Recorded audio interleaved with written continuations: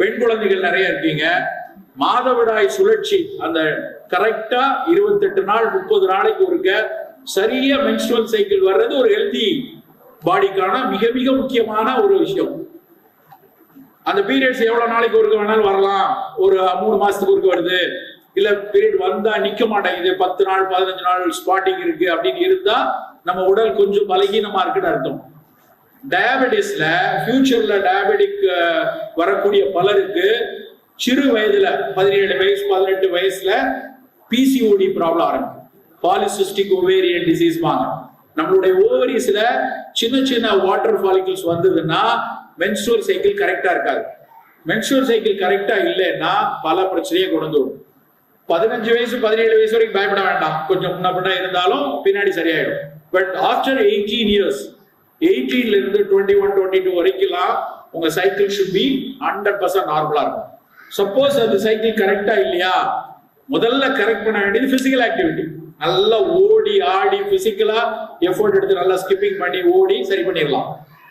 Sweet avoid பண்ணா cycle correct ஆகும். பிசிக்கலா ஆக்டிவிட்டி ஆனா சைக்கிள் கரெக்ட் ஆகும். அப்போ அதுக்கு இம்பார்ட்டன்ஸ் கொடுக்கணும். உங்க பிசிக்கல் எஜுகேஷன் டீச்சருக்கு நீங்க கை தட்டினப்ப எனக்கு சந்தோஷமா இருந்தது காரணம் நல்லா அந்த பிள்ளைங்க எல்லாம் விளையாடுவாங்க ஓடுவாங்க அப்படின்னு ஒரு மன நம்பிக்கை தான்.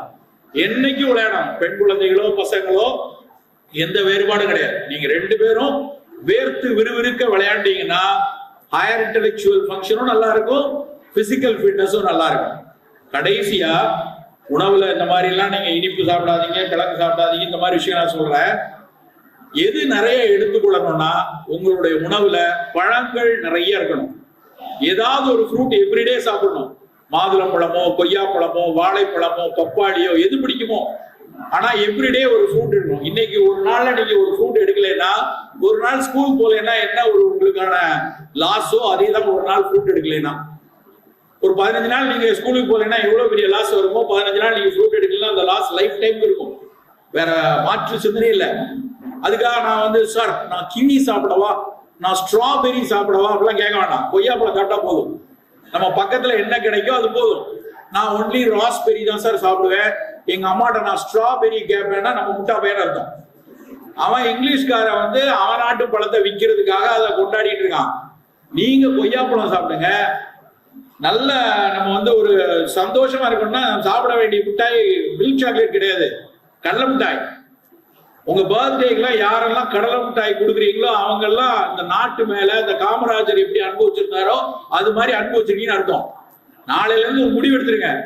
நமக்கான எந்த சந்தோஷமா இருந்தாலும், கிளாஸ்ல ஃபர்ஸ்ட் மார்க் வாங்கினாலும் சரி, பர்த்டே இருந்தாலும் சரி, என்ன சந்தோஷமா ஷேர் யுவர் ஹாப்பினஸ் வித் கடலை மிட்டாய், not with your milk chocolate. ஓகேயா?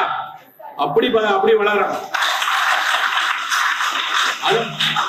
ஏன்னா எதுக்கு நான் சொல்றேன்னா, நம்ம கடலை மிட்டாய் வாங்கினீங்கன்னு வச்சுக்கோங்க, நீங்க எல்லாரும் கடலை மிட்டாய் வாங்கினீங்கன்னா எங்கேயோ கடலை விவசாயம் பண்ணக்கூடிய விவசாயி இருக்காரு இல்லையா, அவருக்கு சந்தோஷம் கொடுக்கும். நீங்க கடலை எப்படி பிரிச்சு அதுக்குள்ள 2 பால் இருக்கு இல்லையா கடலை, அந்த 2 பாலையும் நாங்க எப்படி பாக்குறோம் தெரியுமா? 2 கண்ணீர் துளி.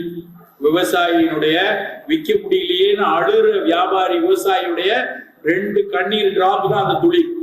அப்போ நம்ம சந்தோஷத்துல அவரை சந்தோஷப்படுத்தணுமா வேண்டாமா? அப்ப அவரை சந்தோஷப்படுத்தணும்னா நம்ம கடலை மிட்டாய் தான் பண்ணணும். நம்ம போய் மில்க் சாக்லேட்டுக்குள்ள போக கூடாது. சரியா?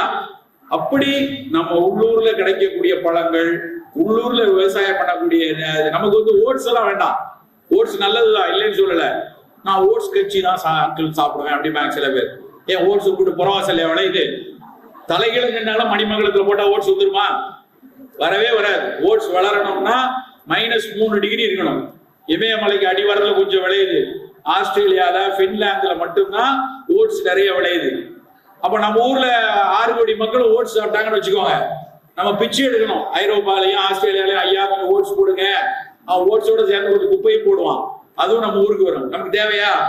நமக்கு ராகி போதும், நமக்கு கம்பு போதும், நமக்கு திணை அரிசி போதும், நமக்கு வரகரிசி போதும். அப்படி நம்ம ஊர் தானியங்களை சாப்பிட்டு, நம்ம ஊர் பழங்களை சாப்பிட்டு, புலால் உணவு சாப்பிட்டா ஃபிஷ் ரொம்ப நல்லது. மீன்கள் வாரத்துக்கு 2 நாள் 3 நாள் நம்ம பக்கம் கடல் இருக்கு, நல்ல ஃப்ரெஷ் மீன்கள் வாங்கி சாப்பிடுங்க. நல்ல புரோட்டீன் நிறைய வேணுமா, எக்கு சாப்பிடுங்க, மீட் சாப்பிடுங்க. ஜாப்பனீஸ் குவில் அப்படின்னு சொல்லக்கூடிய காடை, அது உடம்புக்கு நல்லது, அது எடுத்துக்கலாம்.